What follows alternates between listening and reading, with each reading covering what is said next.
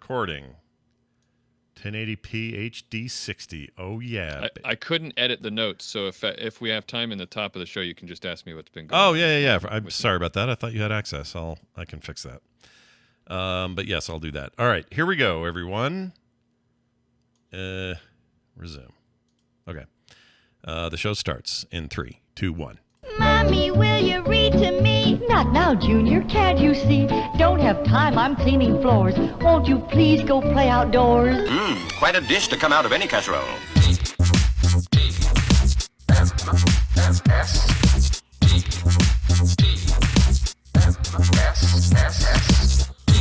The Morning Stream. We're not toys. We're action figures.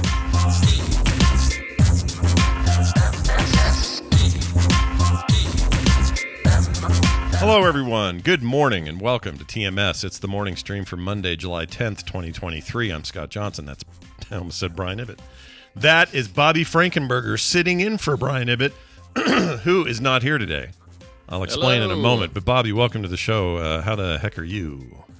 I'm doing great. It's always a blast to be sitting in Brian's seat. It's being on the show with you is always fun. I love it every time. He leaves a little divot for you, a little bum divot. And, yep. It's just the right size. Yep, it's good. Temperature. Big. I wasn't going to ask about that part, but I'm glad you brought it up. Hey, so if you're at home going, wait, where's Brian? Man, what a weird week. So I'll kind of do it in reverse order, but just when you thought everything was getting normal again, which would have been Saturday, Friday night, Saturday morning, very last second before Film Sack was to be recorded, Brian informed the rest of the hosts that Tina had to go to the ER. And we're like, oh no, what? You know, kind of freaking out. Or urgent care. The first night, I think, was just urgent care, but she was worried she had pneumonia, a cold or something had gotten worse and had gotten into her lungs. And anyway, took her down there. Sure enough, diagnosis was, pneumonia. Here are your meds. Here's your inhaler, the things you do when you have that. I've had it before. It sucks. It's the worst. But with quick, proper care, usually, you get in, get out. And that's kind of where he thought he was at. So Friday, he's like, or Saturday, he's like, so we'll have to bump the show, but I think I'm fine for Sunday. I'm like, okay, cool, no problem. We bump it a day, no big deal. Yeah. We get an early morning, like 4 a.m. text from Brian in our Discord group that says, it went to the other lung. We're in the ER right now, and it sounded like things had escalated, so we were all freaking out, like, oh my gosh, dude, I hope she's okay.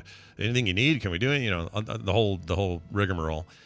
And they were getting her taken care of, getting her comfortable, getting her room and all that, and she has been in the hospital since then, and should be coming home today.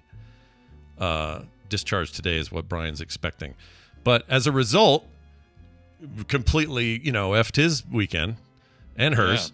And of course, family first rules here, so we just said, I guess we're bumping Film Sack a week, and that's fine. We don't mind doing that. We always make room for family stuff.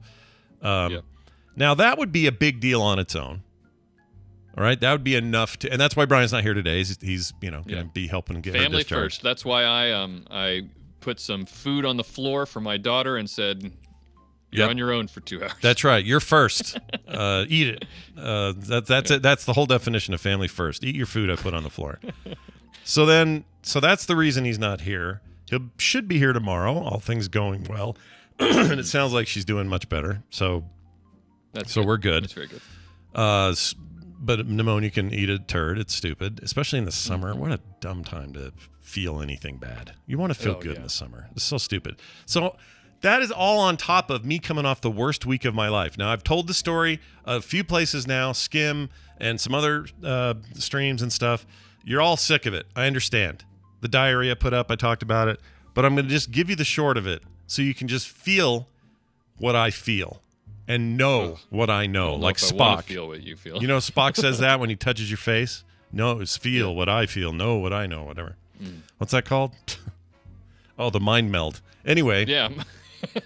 So, Bob, you're getting your own personal mind meld here on the. Okay, I'm ready. On the morning stream. Diarrhea Mind Meld. Oh my gosh, dude, you have no idea. So last week, I'm not going to tell it step by step, but basically this is the short of it. Last Monday, and I talked about it on the show Wednesday. Because we did have a show Wednesday morning. but we didn't have a show Monday or Tuesday for the holiday, which now I regret. I wish I would have done a show both those days. Yeah. If I knew what was coming, I would have said, screw the holiday, we'll do shows those days. I didn't know what was coming. And what was coming was this. The water main thing between the street where the city owns it and has responsibility and me where I own it and have responsibility broke. Big old PVC pipe split and was gushing. We found out the actual total, 65,000 gallons of wasted water in June. And they never told us until the bill came. So we get the bill on Monday, and the bill says, congratulations. New record. A new record. You have poured 65,000 gallons of water into the earth. Well done. Maybe check your business, you know? So we're like, all right, fine. We have our favorite plumber come out. We really like these guys. They do nice work. They don't screw you. They're good. Credited, insured, all the things, right? Yeah. So they come out and they go, well, it's not your meter. I'm like, damn it. I was hoping it was the meter, you know, something simple. And the meter was just wrong because we couldn't find all this standing water. We couldn't find this Olympic freaking swimming pool that we supposedly created in the underground. We couldn't find it. And the guy goes, well, that's not unusual. You guys are up here and you're up high. So what happens is it goes down the aquifers, you see. So, Bobby, this is good to have you here with your science brain because he kept going, yeah, it just goes through the aquifers. And I said, sure. I don't know what the hell those even are. I've heard of them, but I've really ever paid attention to what an aquifer is. I assume it means like natural waterways, like, you know, through the gravel and the dirt and the stuff and the gravity, and it goes down to that river, and then that river goes that way. And I think that's what he means. I don't know. An aquifer is, it's just it's sort of like an underwater flow of water.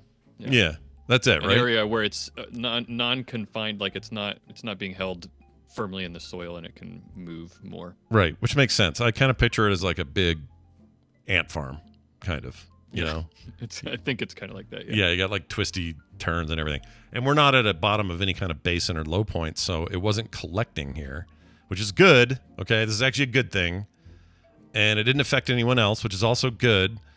But it's bad because I just cannot fathom the idea. We try to be a relatively conscious home where we're paying attention to waste. We don't want to waste stuff, right? I don't want to just throw crap away or add plastic to the environment or any of those things. We try to be good citizens that way. Mm-hmm. It feels like it's important. And, you know, even though it can feel sometimes like you don't make much of a dent as a single household, it's important to us. So being told that we just flushed without knowing it 65,000 gallons into the frickin' earth just really rubbed me wrong. I was so pissed. Yeah. Anyway, once we got a hold of that, and by the way, the leak apparently the crack started in March, has slowly become a bigger and bigger leak. Wasn't enough to be really moving the needle until suddenly right around the 1st of June through the rest of June, that thing just opened up like your mama's apple pie on a Monday morning. I don't know. That's not even a phrase. I made all that up. That's how much water it was.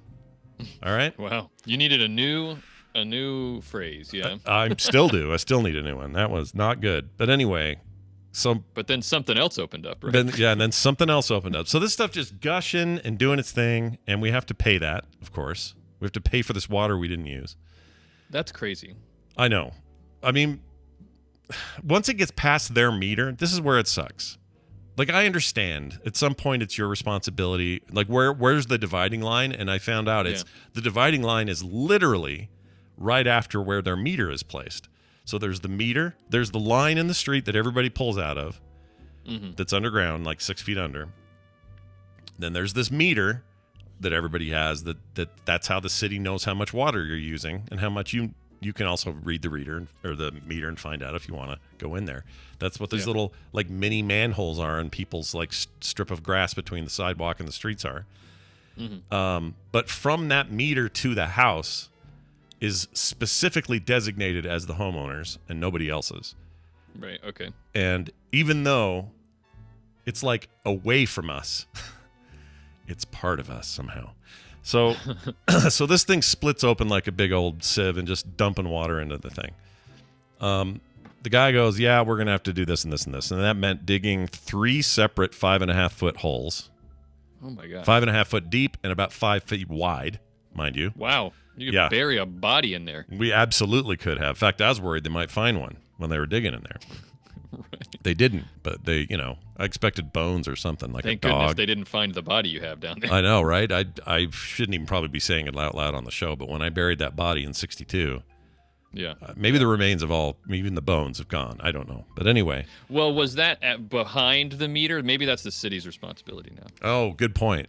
The body. See, those rules are more ambiguous about where the body is and who's responsible. Well, anyway, this is not by no means an admission of guilt, and it's a cold case, and nobody cares about it anymore.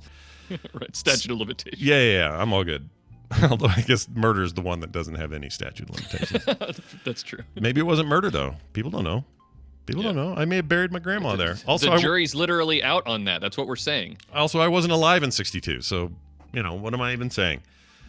Note to self, never represent yourself in court. Bad idea, Scott. So anyway, this is all going on, and they're digging these holes, and they bring out these tractor things, and they're just ripping my grass apart, and it's just awful, right? I'm just like, oh my gosh. And I'm trying to think to myself, no, this isn't that bad. This is okay. Go ahead and dig. There are people out there with way worse problems today than this. Sure. We'll deal with it. Oh, and they had to turn the water off. This is an important point of this. So they shut the water off in the house. That means no running water of any kind. No toilets, although the toilets have whatever water they had in them at the time of the shut off, but one flush and you're done. Right. And we're thinking, it's like camping. This will be fine. We've done this. We've gone camping. We camped all the time in the day. We know what to do. Before we shut all this off, let's take the hose and we'll fill up a couple of big buckets, and we'll fill up this cooler thing that's like you take camping with you. We'll fill that up with water. We'll use that for like hand washing and teeth brushing, that sort of thing. Then we'll have kind of gray water buckets for other needs. If you need to pee, fine. We'll use that. Just pour it in the toilet. That creates the suction that sends the thing down. No big deal. We can deal with this. We'll even go, if somebody needs to drop a ho-ho, if you know what I'm saying, we'll just go over to the grocery store, which we did a couple of times that day. It's fine. You also have some big 5.5-foot holes in the ground. Yeah. If we need those, they're there. So they're just getting this initial part done, and the water's off, and we know we're hunkering down because they can't do the work on Tuesday to finish it. So we know that the 4th is going to be no water. And so we're planning ahead, trying to be smart about it. Whatever you can do, we're doing it. Mm-hmm. Here's where things go south. Some people are so sick of this story, but I just have to. It's helping me. It's therapy to get it out. All right. I understand. I totally, yeah. Because Bobby, this was like, I don't even know the word. This was traumatic. All right. Hey, you're telling me the story. I haven't heard the story. I've only seen a handful of tweets about it, and that was you're telling. So tell me. Oh, good. You've seen the trailer. Now catch it in theaters. So here you go. So Tuesday we're going. Well, all right. What are we doing for the 4th? Like, let's try to make a holiday happen somehow. Yeah. Even though I was kind of mad. Like, the U.S. was like a girlfriend that really pissed me off the weekend before, and she's still expecting me to. That's how we all feel about it. She was still expecting me to party with her on Tuesday, which is like, what are you talking about? And so we were already kind of begrudging. I don't know, I was irritated. But the day's going on, and we hear from Taylor and Dylan, hey, we're going to bring Van by tonight. They were at some other barbecue on his side of the family. We're going to bring him by tonight, and then when it gets dark, we'll go watch fireworks on the ridge with you guys. We have this place where you can just sit up top and just see it forever. It's awesome. It's really cool. Yeah.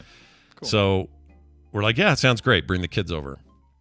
So they come over. They got the baby. They got Phoebe, and they got Van. And Van is... he just looks a little pale. He comes into the backyard and he's like, hey, he calls me Pops. Hey, Pops. And he comes over and hugs me. And he just seems kind of, tired. And I'm like, you okay, buddy? He goes, yeah, I'm okay. You just figured it was emotional exhaustion from grappling with the state of our union on this day when we're supposed to be celebrating it. Correct. He just really is like, how do I put into perspective recent Supreme Court decision with my love of this fine land, like us. He felt like us, right? That's what I thought. Yeah. But I was wrong. He at one point goes, my stomach hurts. And Kim says, oh, okay, let's go inside. So he thought he had to just poop. So they go in there, put him on the can. Remember, all we got in there is whatever water's left and no way to flush whatever happens. This is the one poop. Yeah, this is it. This is all you're going to get. And he goes, and then while sitting there, he looks at Kim, and Kim recognizes the face because we've been doing this parenting thing for a long time. We know the face. Oh, I know the face you're talking Yeah, about. he makes this face, and she goes, "Oh no!" She grabs the him, nearest bucket, picks him up, because there's nothing else in there. Turns him around, and now it's the double dragon we call it here at the house. Right? And he gets it everywhere. Just Ralph's all over the bathroom. And poor kid, just sad and hates it, and he's crying while he's doing it. It's just awful. And we don't know this. We're all out in the backyard enjoying the sun and chilling out and talking and stuff. We don't know this is happening in the house. Kim comes out and goes, yeah, he threw up and, blah, blah, blah. And we're like, oh, no. Oh, I'm so sorry, buddy. And he comes out, and he's just looking all pale, and he hugs his mom, and she's like trying to, console him or whatever. And then he goes, ugh. And they pick him up, hang him over the side of the house over there where there's like mulch, and he just lets rip again. I mean, he's seriously throwing up. And we're thinking, oh, no, this isn't just I had too much watermelon and gone on a trampoline. This is something else. Yeah. So they're like, you know what? I think we should take him home. And I said, yeah, it seems like you'd do better than here. I mean, we have no water. She's like, I know. So they leave. They're barely there. Carter doesn't even make physical contact with the boy. I hugged him once. Kim dealt with him in the house. But for the most part, we were outside. We didn't really have to deal with much. None of us thought, oh, this will just now tear through everyone. Nobody had that in their head. Mm-hmm. They go away. Tuesday ends. Wednesday, 6:30 in the morning. Or I'm sorry, 2:30 in the morning. We hear feet running down the hallway. Big adult feet. And Kim wakes up, and I hear her go, uh-oh. And I go, what? And she goes, I think something's wrong. And she gets up and checks down the hall. And Carter got the double dragon. Oh, God. Like horrible. Worst, it's the sickest she's ever been. I've known this kid. I've known her since she was, came out the chute. She's never been this sick, ever. Just ridiculous. Every 5 minutes, just awful. Just like the worst thing ever. And we were just flabbergasted. I'm like, she didn't even touch the boy. How did she come in contact with this thing? Because he's clearly patient zero. We think anyway. We don't really know. And he probably got it from a park, touched some hobby horse or something and gave it to everybody. Anyway, so she's sick as crap. And about half an hour into that, I start feeling it. I'm like, oh gosh, I'm going to die. And then Kim starts feeling it. We're like, are you kidding me? We have 2 working bathrooms in this house, and they're not working. Like, there's no water. So at 3 o'clock in the morning, literally, we have 3 sick people going outside like a bucket brigade, bringing buckets in to kind of manage this, right? Oh my God. Total nightmare. And we're running out of water fast. Like, we thought we had enough. We're just like, no, not with this. This is never going to be enough. Now, you've got your own personal version of the postman, right? Yeah, and I know it annoys Brian when I bring this up. I don't actually want to have a barf streak, okay? For those I always bring it up and go, yep, 2005. It's not actually a thing I'm proud of. I have to explain this a lot to people. I wish my body would just say, yeah, no, this is the right time. It's a natural occurrence. You should throw up now. So you were feeling super nauseous is what you were saying. Oh, yeah. And I just would not. I wanted to. I tried. Yeah. In those moments, you as much as you don't like throwing up, in those moments, you're ready. You're just like, what can I do right now to make myself barf? It's like I needed to, but I still couldn't. So yes, the what do you call it? The streak is still intact, but not because I want it to be. All right, I really wanted to black and white cookie Seinfeld this thing and be done, but it didn't happen. And so, as a result, the single dragon was my problem. And I probably felt sicker for longer than the rest of them because of this reason. I just can't do it. I try. I just can't do it. I'm an anti-barfer. You were the frustrated double dragon. You're not wrong. So I spent a lot of time dealing with the South Pole. If you take my drift. Yep. Actually, where's that? I have that guy here. Diarrhea. That guy. So, but everybody, Carter's sick all night. It's like 24 hours hardcore, and then after that, you just feel like crap. We still don't have water. Thursday comes around. They thought they were going to have water Wednesday. Thursday comes around. They're like, well, we think we're good today for sure, because there were some unforetold circumstances. Something cropped up with another pipe. They had to replace something. It was like, you know how this stuff goes. It gets complicated. And so they're letting us know every time. By the way, this guy had the worst BO I've ever smelled on a human being. This is just a side note. When you're already nauseous and feel gross and your plumber's like, hey, I got to come in and look at the valve in the house. Is that okay? I'm like, oh, yeah, sure. Come on in. And he walks by and you went, oh, like, I don't know even what to compare it to. It was so overwhelming. Plus, all of our senses are on high alert. And it's just like, yeah. It knocked me over. It was so strong. And I thought, this is going to, speaking of Seinfeld, it's going to be like that where the house never gets rid of it. It's just going to smell like this forever. Mm-hmm. Turned out to be fine. Anyway, and I kept worrying about them. I'm like, they're going to get it. Like, if we got it this easy from just the kid visiting for 10 minutes, these plumbers are getting it. Like, we're all getting it. Everybody's going to get it. We're all getting the plague. All right, so just to sum it up or to shorten it all, we finally get water late Thursday afternoon, about 3:30. I'll never have a better shower than I did at 3:45 p.m. Oh, my gosh. It was amazing. For real. Everybody, do me this favor. Sit down with your loved ones and discuss the miracle that modern plumbing is, that running hot and cold water should never be taken for granted again, or that it's clean. It's amazing what it is. What we have done, what we hath wrought is an incredible human advancement, and you should never ever take it for granted, because when it's not there and you need it the most, you're a caveman and it's the worst.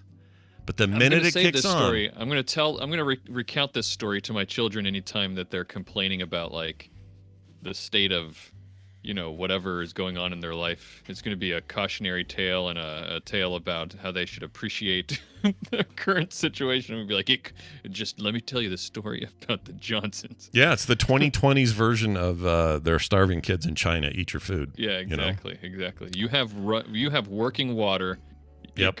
It could be worse. Let me tell you.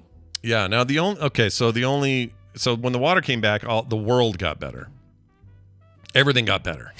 Mm-hmm. And also we were all starting to feel better, but still pretty crappy, like just weak. And I couldn't eat for like 2 days. I didn't eat, just couldn't eat.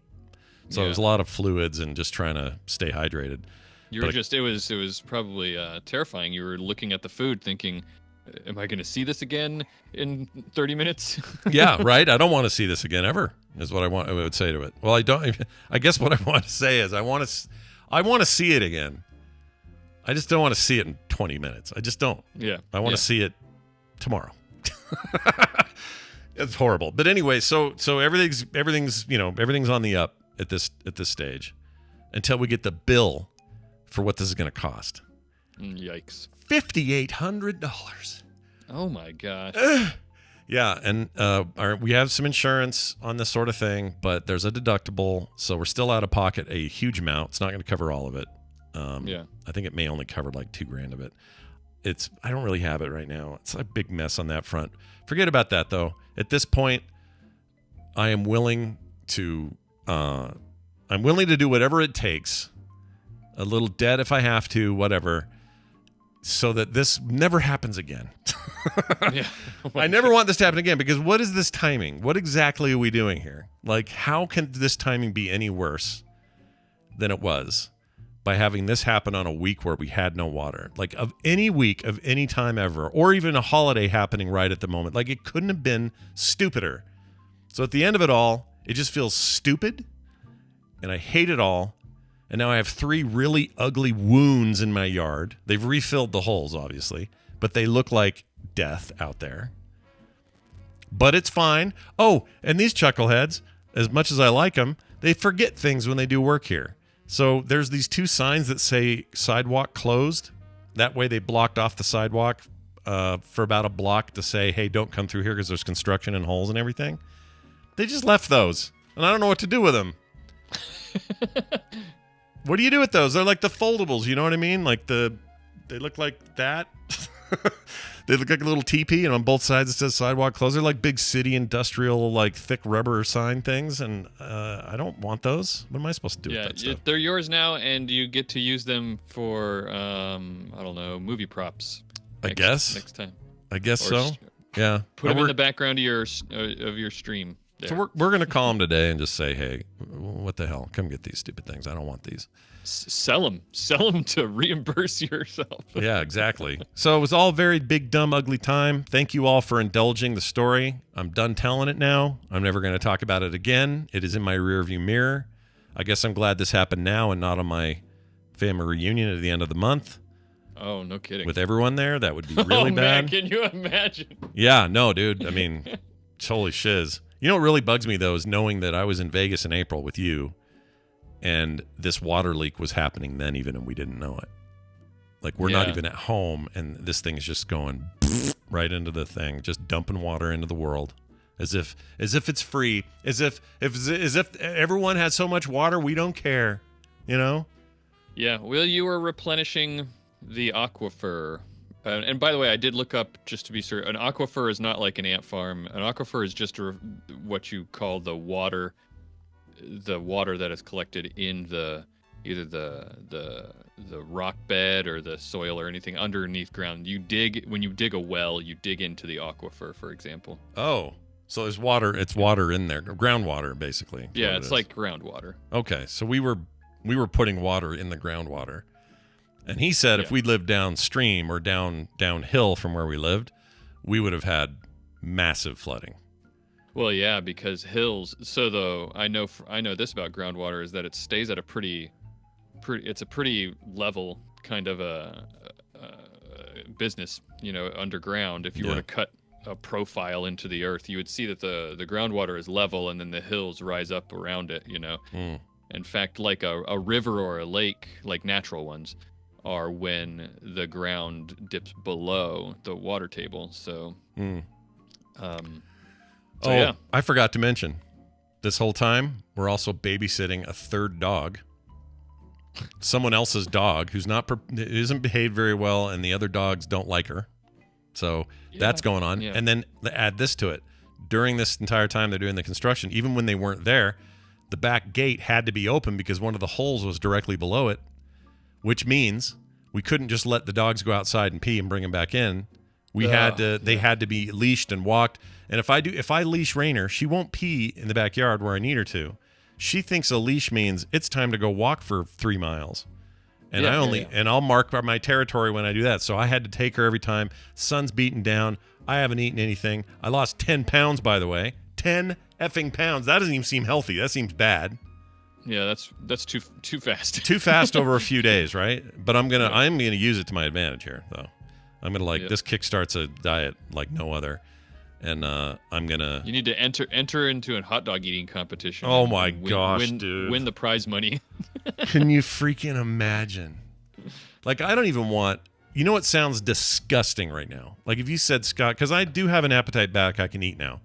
But if you said, hey, Scott, how would you like some, even if they're the freshest, best, hand-cut, perfectly made French fries of any kind, F off.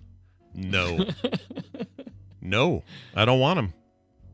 I'd rather die than have French fries right now, and I mean that. That sounds disgusting. So I'm going to use that as a sign that I can take advantage of this, kick off some diet goals, and not only keep that 10 off, but keep this ball rolling, as the kids are fond of saying in the year 2023. Turn that poop lemon into lemonade. Poop lemonade. I don't know. That's a bad idea too. And also a quick note of actually it's something that was really good and it surprised me. Dan, the tabletop man. So do you hear that sound? I gotta find this wire today. Do you hear that? Oh, it went away. I think I know where it is. Anyway, Dan, the tabletop man, his advice was, hey, go out and get when you're feeling well enough, go get a milkshake. And I thought, what? That sounds like a bad idea. That does sound like a bad idea. And he says the reason is there's a ton, as long as you're not lactose intolerant or something, there's a ton of fat in there, and your body needs it.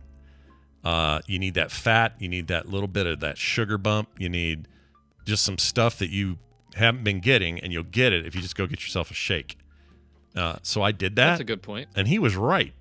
That's the best I felt all week after I had that. Yeah, quick replenishing. Give yourself some carbs, but it'll probably give you some quick energy, and then the fats. That's a neat idea. Yeah, it was all right. So Dan, you Definitely going to use that as my excuse to eat a milkshake next time I'm sick. Look, a pharmacist told me to do it. Yeah, a pharmacist I know secondhand via a show I sometimes co-host on told me. Anyway, so that was that. And a quick note here that I don't know if the rest of the world's like this, but usually video games are comfort for me when I don't feel well. Zero desire to play video games during all this. None. Well, that's when you know it's bad. That's when you know it's bad, for me especially, because that's usually just the perfect distraction. What I did instead is I went down a Wes Anderson obsession road. I watched a bunch of Wes Anderson. For some reason, I had never seen... I'm getting ready to see Asteroid City, which is in theaters now. Yeah. But I love his movies, but I had never seen, for I don't know some reason, one of his greatest movies by pretty much everyone's account, which was Grand Budapest Hotel. So I watched that. That movie's great. Can't recommend it enough. Loved it. 2014's Grand Budapest Hotel. Then I watched The French Dispatch. I still haven't seen Moonrise Kingdom, which for a lot of people is like their favorite. I still got to watch that, so I'm gonna. But I'm on a tear right now. I'm inspired to watch like all things Wes Anderson. So for whatever reason, that was comforting during our Hell Week in Hell that we had. Well, I'm glad you found some comfort somewhere. Thanks, man. I appreciate it. Hey, are you on Threads? Are you doing this Threads thing at all? I looked at the notes this morning for TMS, and I saw that, and I've heard people talking about it, and I was like, okay, I guess I should check this out. And so I did. Is it just Instagram, Twitter? It's Instagram, Twitter. Okay. Well, Instagram is technically... It's Meta, so it's Facebook, it's Instagram, it's whatever. But right, but I know it's they. I think they the app called themselves like it's connected to Instagram. Yeah, I know it's I logged Instagram. In and I imported my Instagram account. Yeah, exactly, and your followers and all that. It's exactly that, and it came at a time. I mean, the two billionaires are now verbally fighting, which is kind of funny to watch. But I think they were seizing on the grump over at Twitter, and they were like, all right, well, now's our time. Also, there's a bunch of Twitter's pissed because these are a bunch of ex-top developers at Twitter that he fired without cause. So it broke all their contracts, their non-competes, all that stuff. He just summarily fired a bunch of people, and these people went to work on this project over at Meta, and now Musk is mad and says that's cheating. I don't think that's cheating. But anyway, they're up to 100 million users as of today. And this thing's only 4.5 days old or something. Anyway, I'm just letting people know if you're using it, I'm over there. It's actual Scott, okay? Because someone else has Scott Johnson because they're buttholes and have had it forever, and I never was able to get it. So I had to do one that was, whatever. So I did. Yeah. It's actual Scott, ACT, how you spell actual. I don't have to tell you. But you can search that. Threads.net is how you get on there. Brian's posting like crazy over there as well. In fact, that's where a lot of people first heard about Tina's hospitalization. That's over at Coverville, of course. He got that because he always gets his name. And then, Bobby, did you sign up? Did you get in there then? Yeah, I tried to change my Instagram handle so it'd be something closer to what I like now. So I tried Bobby Franks, Bobby Frank, Bobby _. None of it worked. It's all taken. So I had to go with keep my current Instagram handle on Threads, which is GM Funky Town. GM Funky Town. Like general manager or game master, which is really what the GM was supposed to stand for. Yeah. Funky Town. Or I think you might even be able to just search for my name. And to prove it, I'll take a picture right now and post it of the stream. Nice. So wait, can you not even do that? No. You can do pictures. Yeah. Well, I'll take a picture and figure out how to. It's a little threadbare on the features front. There's stuff they need to add. They claim they've got a followers only tab coming. They've got integrated GIF support, all that stuff. You can do GIFs now, but you have to paste them in from other apps. In some ways, it's certainly not as feature rich as Twitter, but it also doesn't seem to be so buttholey right now. Like algorithmically, it seems to favor some people on Twitter would call this bad, but I it's a nice change for me. Is that it tends to favor positivity in my feed, which I think is good. And I'm getting a lot more engagement over there. Twitter's just turned into a sour mess. So anyway, I like it for now. And people are like, "What? Suddenly you're a Facebook fan?" No. What this means is, how someone shitty runs for office, but then somebody shittier runs for office at the same time. What's that called? The Right. South Park butthole, or no, a turd sandwich and a something. Well, I can't. The choice between a turd sandwich and a something. Mm-hmm. I can't remember what the other thing is, but that's what this is. I'm not rooting for Mark Zuckerberg, but I'm definitely rooting against Elon Musk. Right. Like it's not even about that for me. To me, it's like, where's the best place to communicate with the community? And this so far seems pretty good. So anyway. Can I also say that social media networks and popping up and doing it's the one thing that really does make me feel old. So because I can't keep up, and nothing else makes you feel old. That's interesting. Also waking up in the morning with having realized I pulled a muscle while I was sleeping also makes me feel old. But I wonder. Here's a good question for you. Speaking of that exact thing, I feel really good physically today. Yeah. More than I did before I got sick. So my question is, it's entirely possible that physical ailments, and I in particular, I'm not going to speak for anybody else, including you, but my physical ailments that I may ever experience are probably more tied to diet than I think. You know what I mean? Yeah, I think when I'm eating badly, I feel bad. Yeah. I'm not the one who's gonna say that means you should go on, like every 4 months you should go on a 7-day fast or anything. I think that that's probably a lot of BS. But yeah. But I do think that I feel noticeably worse when I've been eating poorly. So I think there's something to it. I think there's definitely a connection there. So I got to ride this train, man. I got to take what I tell you. I think what you said is right. You need to use this as an opportunity to be like, hit the reset button, sort of, and just be like, let's just try to, you did some spring cleaning. Mm-hmm. I did. Yeah, I took out the garbage, left it at the curb, almost literally. And I'm ready for a new day, guys. Let's turn sour apples into tasty gas station hot pockets. All right? That's what we're going to do. Okay. Oh, Bobby, do you have anything else going on? I kind of took over the top of the show today with my terrible story. Do you have anything going on you want to mention? Not a lot.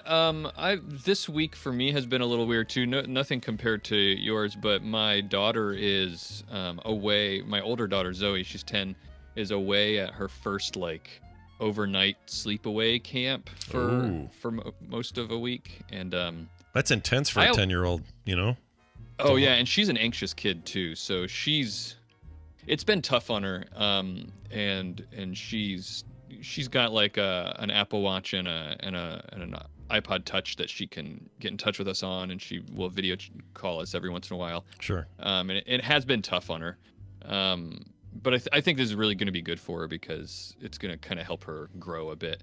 Yeah. That homesickness is good to go through and then overcome if they can. Yeah, and come out clean on the other side. That's right.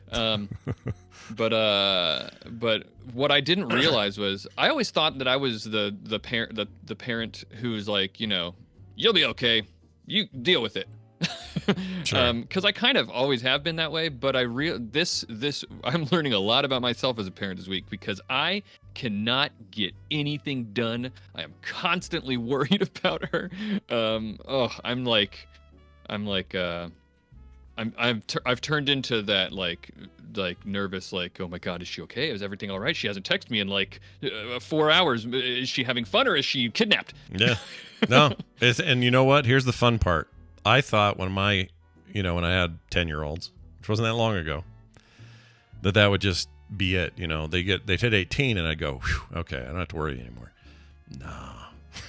It's just, It's almost worse. It's like, well, that's what I told my wife is that so at the same time that Zoe is kind of getting out on her own for the first time and being by herself. That's part of what this camp. It's a STEM camp, so science, technology, engineering, and math. So it's all part of that fun. stuff that she's interested. That's great. Yeah, exactly. Stuff that she's interested in. She's gonna have fun, but it's also they build themselves as sort of like leadership and character building because the whole point is for them to be out on their own, right?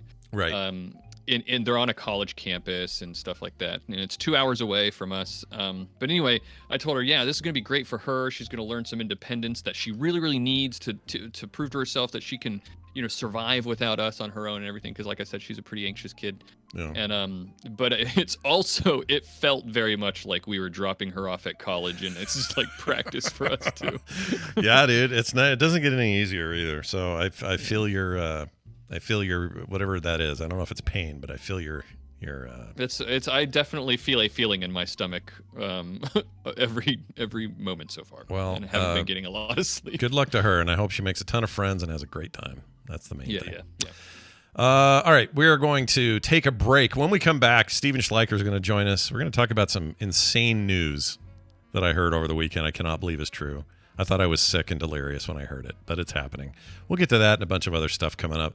Love having Steven on. That'll be after this break where we have a song, and Brian gave me the info for this. So this is an indie band, so we're doing an indie in the middle, and they are rock funk group from St. Louis, Missouri. You might be familiar with St. Louis, Missouri, or St. Louis, Missouri.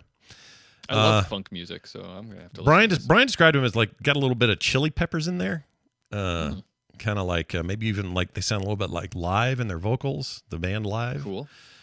Which I was a huge fan of those guys. Anyway, this is one of the first singles of their planned 6-set EP coming later this year. This is a brand new track called, hold on, the song is called Comes Back On. And again, the band is Cavo, C-A-V-O, I believe. Let me make sure that's right. I don't want to screw this up. Cavo, there it is. C-A-V-O, all in caps. So check out this song. We'll be back in a moment with Steven. Stay tuned. Woman's work, as she never tires of pointing out, is never done. But modern automatic cookers do make it easier, as demonstrated at the Amsterdam Household Fair. Husbands like to know what's cooking. Hey kids, spaghetti for lunch.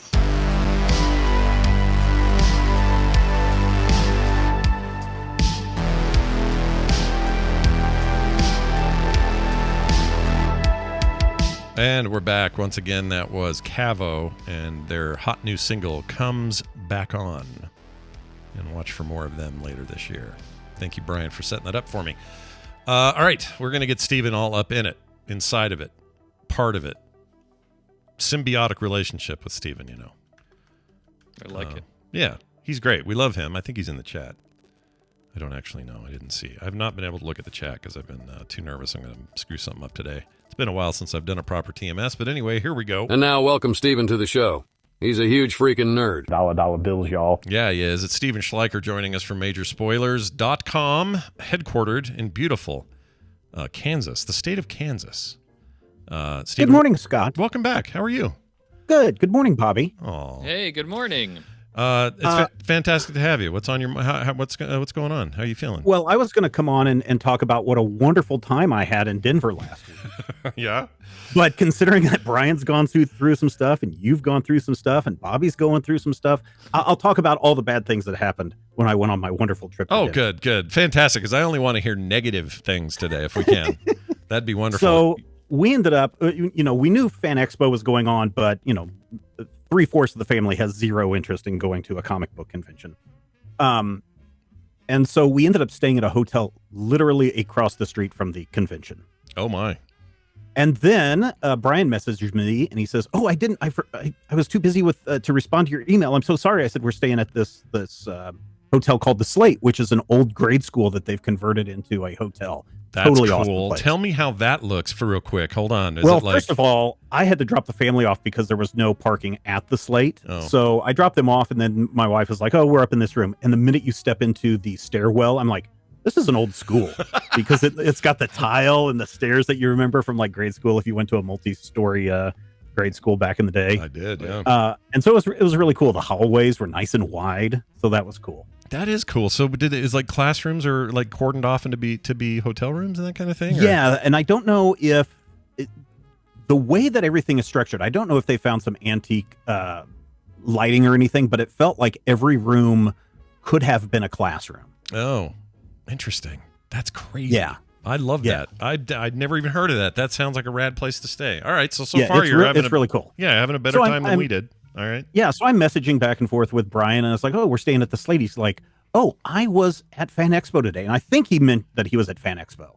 So he went, and we weren't able to see Brian. And then it turns out the Spagnolos are also taking a trip to Denver. And guess who decided to go to the Fan Expo? They did. The Spagnolos. Yeah. So all three of us were within less than probably a quarter of a mile of each other. But never saw each other. And never saw each other. Oh, wow. So that's a bad thing. That's a bummer. Yeah. I know they were trying to all hook up, and it just, I don't know. Sometimes this stuff doesn't work. I get it. And people from Colorado, I love the state of Colorado. It's a beautiful state, but man, your roads suck. They are just in such poor conditions. Yeah. More on that in a moment. Yeah. So we had to stay in long-term parking. By the way, I'll bet you hotel. money they would say that that's due to all the snow and snow removal. I'm sure it is. Yeah. But anyway. I'm sure it is. But there are some massive potholes right on the middle of I-70 that you cannot avoid. Oh, my Lord. So I had to park a couple blocks away at a long-term stay. And the next day we're getting out because we're going to go to Meow Wolf, which I'll talk more about that when Brian's back, because I think he'll be very interested to hear my reactions to that. Yeah, probably. Oh, yeah. I'd love to hear. I'm excited about that. I forgot. But we get in the car and there's a sheet of paper on the windshield. It's like, what is this BS? And so I grab it and it's like, oh, I'm sorry, I hit your truck. Here's my phone number. And I was like, oh, great. Go out and there's like, they kind of scraped up the paint just a little bit, but they cracked the whole passenger side light, the backup light, rear backup light. Yeah. And I was like, okay, this is going to be a pain in the butt, but okay, at least they didn't do any serious damage to the car. So we'll skip ahead to the end of the trip. We're coming back on these horrible roads of Colorado. And the engine catches on fire. Oh, no. No. But we hit a pothole, and I look in my rearview mirror, and I was like, I think we just lost that light that the person hit. And sure enough, that whole light, the pothole knocked it loose, and it went sailing out into the ditch somewhere. Oh, my gosh, dude. Oh, did you have to go get it, or you just kept driving? No, I'm not stopping and trying to dig around in a ditch with snakes for an hour trying to find a light. To recover an already broken light. Yeah. Oh, see, it wasn't a perfect week at all, but you had a lot of fun in the middle but of it was all a lot that, of fun. right? Really, if people get a chance to go to Meow Wolf, it was a lot of fun. And the Denver Aquarium, I think that's what it's called, Denver Aquarium, is really a lot of fun as well. So Yeah, a couple of destination places. Heard good things from Brian in particular about that, but yeah, I would avoid the Denver Zoo. We went and half the animals weren't there.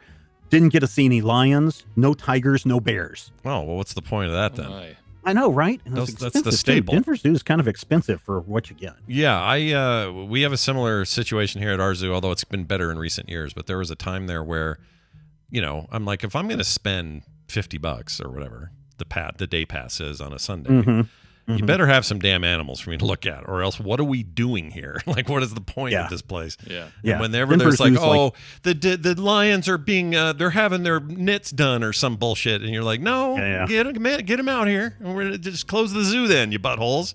Yeah. Anyway. Yeah. The Denver Zoo is like $84 a person. Oh my gosh. Yeah. And we only, by the time we were halfway through, we're like, there's no animals here. So we left after about 2 hours. That's like 90s era Disneyland tickets. That's like expensive. Right? All right. Well, I do have a bit of good news for you, Scott. Oh, what's the good news? You are primed to go see Asteroid City. I am. I'm getting there. I'm gonna try to. It looks like it's not streaming anywhere, so I'm gonna have to watch Moonrise Kingdom rented. But, wait until tomorrow. Why? When it drops on digital early, Amazon Prime, iTunes, Vudu, Google Play, all of them are like Asteroid City tomorrow morning. Really? Yeah. As a buyable, a rentable, or what? I think it is. You can buy or rent it. I can rent that tomorrow? Yep, well, I got the press release this morning. So. I'm doing that. Okay, here's what I'm doing then. Check this out. Tonight, I'm watching Moonrise Kingdom. Shut up all these Parasite people for a minute, okay? Just forget Moonrise about Kingdom Parasite. That's a good one. I'm going to watch Moonrise Kingdom tonight. That means I'm caught up. I've seen every Wes Anderson film. I'd already seen most of them, but I've caught up now on the ones I've missed. That means I'll be caught up. And then tomorrow, I rent that. That's what's happening.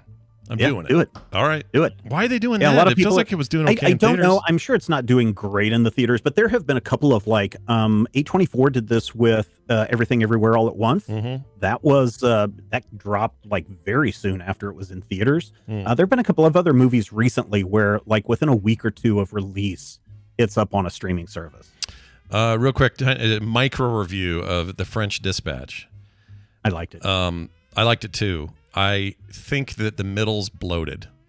That's my only complaint. Which story is that one? It's the one the kidnapping one. The Dune kid. Yeah, I know Chevalier or whatever his name is. Yeah, that whole thing. It just that one gets a little long in the tooth.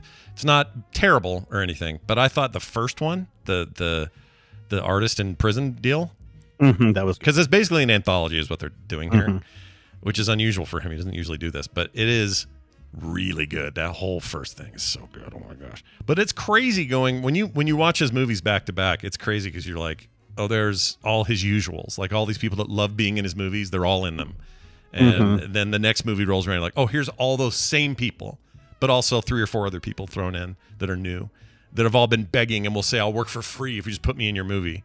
Yeah. Edward Norton says he made $4,000 on Moonrise Kingdom, and people are like, "Are you kidding?" Because you made like $22 million for the Hulk, that bad Hulk movie, and he's like, "This is what we do to work with Wes Anderson. These movies don't make tons of money, but we're dying to work on them." And so all of these actors, like this A-list of Asteroid City people think, "Oh, how are they paying these people?" It's because they are all working for nothing to be just a part of it. And I'm just in this mood right now. I just can't get enough of it. It's so good. Anyway, I really like the color scheme of Grand Budapest Hotel, but there's something about the color scheme, flat color scheme in Asteroid City that hurts my eyes. Oh, really?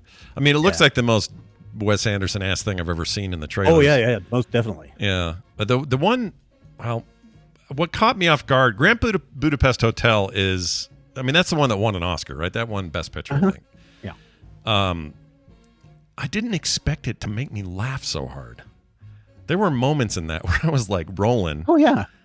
And also I didn't I can't think of the actor now. Who's the guy? He's from It's he's the cleaner. In Tarantino movie. You're talking about the wolf. Yeah. Yeah, the wolf. Murphy, no, not Harvey. Murphy Brown. No, that's not it. Harvey Keitel is what I'm trying to think of. Yeah, that's it. Yeah. I didn't recognize that dude. And he shows up and I just went, what the frick is he even doing in this? And he owned it. Oh my gosh, such a great movie. Can't say enough about Grand Budapest, which is on Max or Hulu. I don't remember where I watched it. Anyway, Steven, let's get to this breaking news. Well, before we do that, I have a phone call. Do you want to hear this? This is for you. Sure. Or it's kind of about you. This is a SAG-AFTRA thing about the strike and all that. Somebody's going to tell me more than I don't. I don't think they're calling you out so much as just complimenting your conversation or something. Oh, okay. But here it is. Let's see what they said. Actually, it's been a while too, so I don't remember what they said. This is from last week. So here we go. Hey, Scott and Brian. This is Blake from New York City. I'm calling about TMS. You guys were talking with Steven about the writer's strike and the upcoming potential SAG-AFTRA strike as well. I am a member of SAG-AFTRA and Actors Equity Association, and the strike, while, someone like Tom Cruise, for your example, will support the strike, and it's really not affecting him because you're right, he's going to be making, millions of dollars for whatever movie he does. He's supporting the little guy like me or, other actors who might just be a day player or have a reoccurring role on a TV show, and we are making minimum, the minimum scale is what they call it. So, that hasn't come up in a long time, so it's not really, in congruence with the cost of living. And then the other major thing that the writers are working on, and that's affecting us as actors as well, is residuals, and specifically for streaming services. So you're giving them, the studios, your intellectual property, or as an actor, something that a character that you created, and they're making thousands or millions of dollars off of it after the fact, and you get a check in the mail for $2, and that's just not right. So just wanted to fill you guys in. All right, love the show. Bye. Some good insight. Yeah, from someone. I don't think we. Hopefully, we didn't try to paint the picture that it was not, and it was a waste of time and everything. Because I totally support everybody going on strike for these things, and yes, the minimum, which is probably what the $4,000 that the actor was paid for a Wes Anderson movie. That's probably your day scale, right? Mm-hmm. So, or maybe even a little bit more. But everybody deserves a lot more when a studio is making millions of dollars off of people's work. Yeah, especially, and certainly the residuals are a big thing too. Yeah, residuals are messed up. The more you learn about it, the more it kind of blows my mind. I know a couple of writers who are worked on giant projects like Rogue One and big Star Wars things, and they get piddly squat in the long run. They just don't get. But in the long run, Disney's making so much money, so it just feels like it's uneven. Yeah, if you really want to dive deep into that area, you need to look at the subject called Hollywood accounting, and how a movie like Empire Strikes Back, released 30 years ago, still has not made any money. Oh yeah, that's a weird one, right? Wow. I remember reading about that. Like, I guess, I mean, and this has happened multiple times where there are a few movies. I think Thor 2 was one of the more recent ones, and I know one of the Amazing Spider-Man movies was this way too, where people had to take the studios to court to show, where is your accounting on this? Why are we not getting paid the money that we deserve? So it would be nice if some of those practices would go away. I agree. Hopefully that stuff improves and this strike ends up in a very positive place for creators and writers. We'll have to see. It just, man, it feels like a moment though, doesn't it? Where everything's just kind of screeching to a halt, and we're going to have a real bummer of a content layout next year. It's going to be weird. All right, Steven, news is, look, we're finally getting to it. Elektra returning to the big screen. And I don't just mean the character. I mean, Jennifer Garner is coming back as Elektra in the Deadpool 3 movie, which seems just about perfect for something like that. But I don't know who was asking for this. That movie's so bad, dude. It's real bad. I love Jennifer Garner, though. So watch cool. the director's cut of that movie. If you want to see a better version of the movie, the director's cut makes the movie so much better and makes it a lot more sense. It doesn't even, hold a candle to the Daredevil Netflix series or the Marvel Studio series. Right. But definitely the director's cut is a much better version. So Ryan Reynolds, who is in the movie, he was in the Adam Project, and so was Jennifer Garner. They were both husband and wife in that movie. You may remember seeing that. So apparently they had a lot of good working relationship with that. Sean Levy was the one who directed that. And I believe he is the one that is directing this Deadpool 3.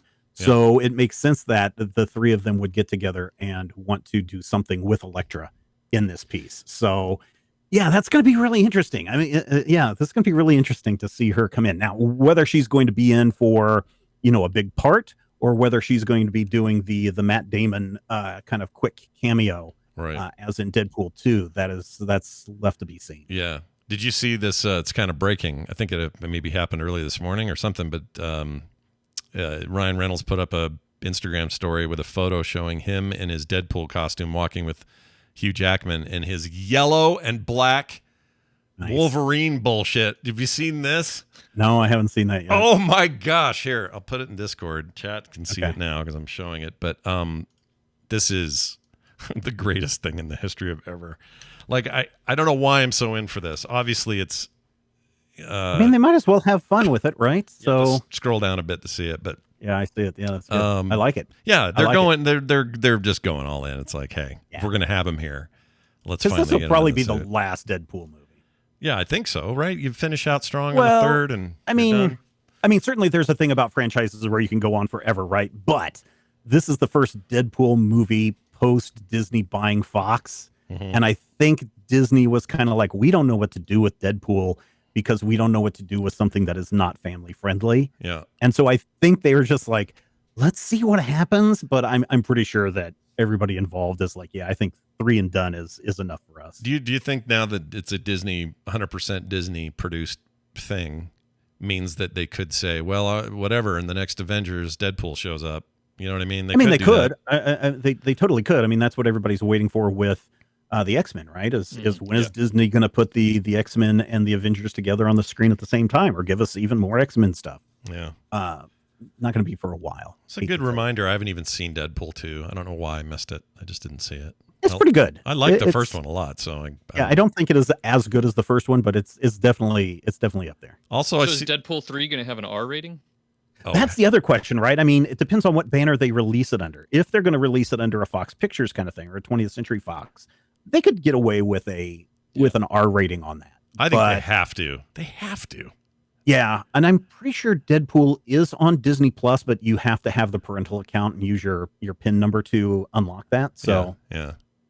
If they don't, though, like that would shock me if they didn't go for the R rating, because that's just the first 2 movies are hard R. Like, Yeah, they don't be a soft R. That's what I really think that's what people want with it anyway, right? Yeah, So, I think that's what they expect. So if you change those expectations, I think you're playing with fire a little bit. So I don't know. We'll see. It's kind of how I feel about Blade. I don't want them to hold back on Blade. I need it to be bloody and over the top and super violent. And I don't necessarily need I don't need people bumping their uglies for 2 hours. I'm not asking for that. I just want some good hardcore, bloody, true to the character action. And you can't. I don't think you can change Deadpool to do that. I did see a picture though. What is Ruffalo doing with these guys? Is the Hulk confirmed as part of this? Because I haven't heard anything about that, but it wouldn't surprise me, right? Because they were all hanging out at some presser thing, and it was Jackman, him. I can't remember who were there. Some people from the previous 2 films and stuff. But then off to the sides, there was old Mark Ruffalo hanging out. I'm like, oh, wait a minute, is Hulk in this? Because I'm all for that. I mean. So the Hulk is going to throw. At this point, Ryan Reynolds is probably, I don't want to say he's bankable, and I don't want to say he is the most important person in Hollywood, because that would still go to Steven Spielberg and some of the greats there.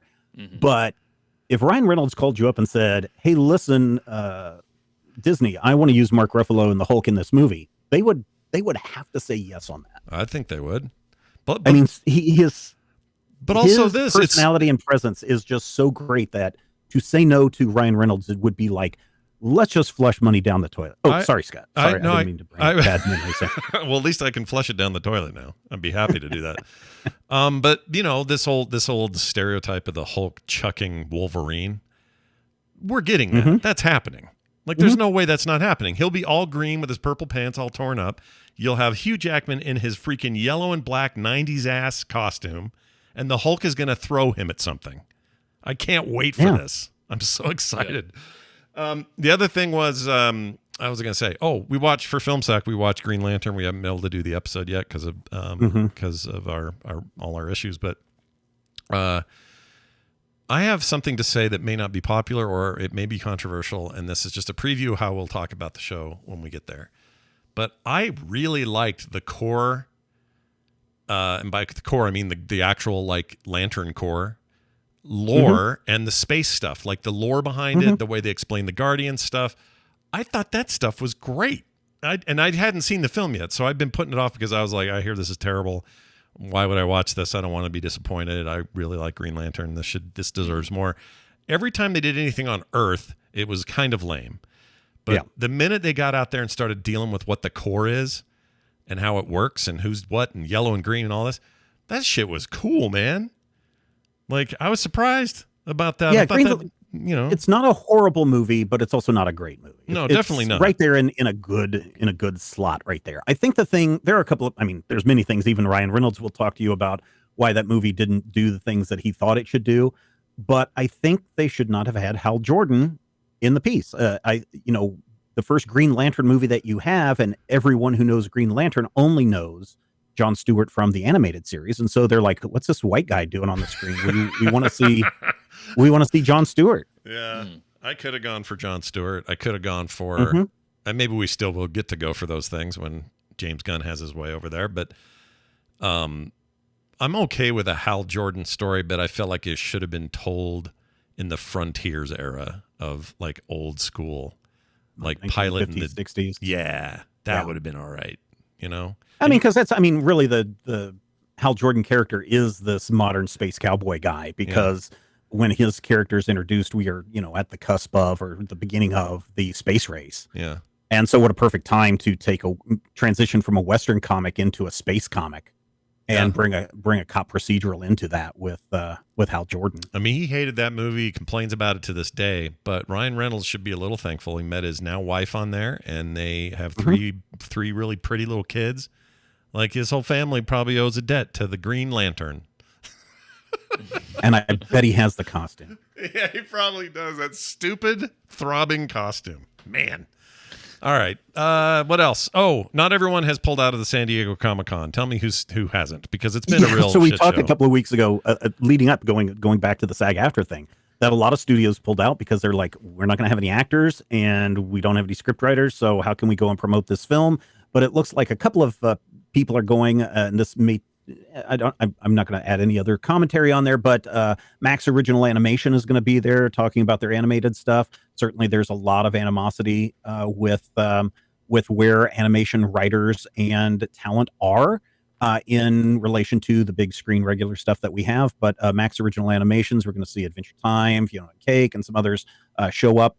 Paramount Pictures is going to go ahead and bring their Teenage Mutant Ninja Turtles Mutant Mayhem, which is also an animated piece, to the show floor on Hall H. And then we've got Project K talking about, sci-fi stuff out of India. And that's about it. I mean, there's some Wheel of Time stuff that Apple is coming to Prime Video is doing with that. Good Burger 2. Didn't know that there was going to be a second Good Burger, but there you go. I mean, it's only 30-year gap between them, right? Or something. I know, right? So we're seeing a lot of the small streamer. I shouldn't say small streamers, because Paramount and Peacock are, they're big studios attached to it. But again, we're not seeing the big studio stuff that's coming, but people will be there and be able to hopefully interact with some stars. I think the Teenage Mutant Ninja Turtles Mutant Mayhem, which is the animated movie, will be interesting to see what they do with that. It says panel discussion and footage presentation with filmmakers, so that could just be directors and producers and no actors in that one. Wow. Oh, they're doing what we do in the shadows thing. That's cool. I'll watch that. Yeah, there's stuff. By the way, you mentioned animation over at WB and HBO and all that. There's the show on HBO Max, sorry, that I watched last year, and now there's a new season of it, and I'm back into it, and I love it. It's called 10-Year-Old Tom. And I've seen that one. If you guys have not just went past that one, it looks dumb or whatever, you should totally watch it. It's great. Dry humor, makes me laugh. Tons of great guest stars. Freaking David Duchovny plays an ice cream man. It's so good. It's so good. I absolutely love it. It's drawn like ass, but that's the point. It's supposed to look like crap. But do not sleep on 10-Year-Old Tom, literally or figuratively. All right. Steven, that sounds great. As always, you're bringing us the hot, big news of the week in pop culture and comics and more. And that's what I get out of majorspoilers.com. Is there anything happening over there that you'd like to tell the fine folks about? We've been off for a couple of weeks with our Critical Hit podcast. If you want to see, our heroes punch Nazis in the face and prevent Lovecraftian horrors from entering our universe, then you want to go check that out. It returns this weekend, and it's a lot of fun. And in the meantime, as it's still summertime, get out there and do some fun things, but also stay hydrated. Yeah, my main goal this whole week was to stay hydrated. I thought of you a lot the whole time. I was like, you know what? Steven would tell me this today. Drink some damned water. Thanks, Steven. We'll see you later. It's always good having him on, For sure. I like him. All right. That's going to do it for today's show. Real quick, Bobby. People need to know where to get their science fix. I know I do. So where do they go? What's the show called? What did you guys just talk about, or what are you about to talk about? Well, the show, my science podcast is called All Around Science. Me and my co-host, Maura, we talk about science every week, what's going on in science news, and just the things that we're interested in. And this last episode that just came out on Monday is a really good example of both of those things, because one of the biggest news stories of the year in terms of science news broke about a week ago, and we talked about that. It has to do with gravitational waves and new ways that we can detect them. And I promise you, It's not just like, oh, there's a new thing we can do. Like, this is really big news, and it's really cool. We can now detect gravitational waves that have a wavelength of literal light years. Goodness.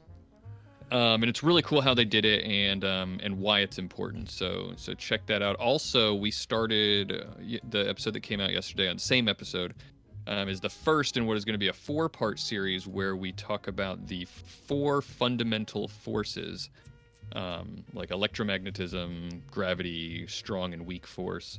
And talk about what those are and what they mean and everything. So we're getting back to fundamentals, if you will. And there you put the fun in fundamentals. That's good. We do put the fun in fundamentals. Let me ask you this question. Yeah. When do you know Brian Cox, not the actor, but the scientist guy? Do you know who I'm talking about? British guy? Yep. Why is it that he could sit there and talk about stupid things and I could listen and I would feel like I could just listen to that guy all day? Do you have anybody like that in the science community where you're just like, just talk on, dude, just keep going? Some people, maybe this is, Neil deGrasse Tyson, or maybe some people it's just listening to that weird box that what's his name talked through before he died. Brian Cox is really good. It's something about a British accent talking about science too. Must be right? it. Yeah, must be it. But he's legitimately he's a great science communicator. Physics. He's a physicist. Physics are difficult. Yeah. Right. Yeah. And it's difficult to talk about. He does a great job with that. Someone else I like a lot is that I can listen to all the time in the astronomy world is Phil Plait. If you've ever heard Phil Plait, he's great. Yeah, the bad astronomer. That's that's what he goes by. If you Google that, he's got a great blog that I've been reading for a long time. He does anytime something new in the space world happens, I go there first. But he's also I can listen. He's a really great science communicator. I can listen to him talk about things. Oh, Dr. Kiki's real good too. She deserves a mention. She's fantastic. Fantastic, a little more in our orbit too. She's she's from the ground up kind of podcaster, and she's done really amazing stuff.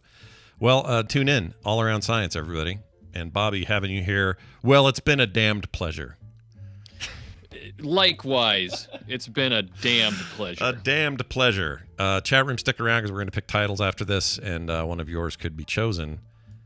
Coming up shortly. Real quick, I got an update from Brian. It was a text. He says Tina is doing much better. She is coming home around noon.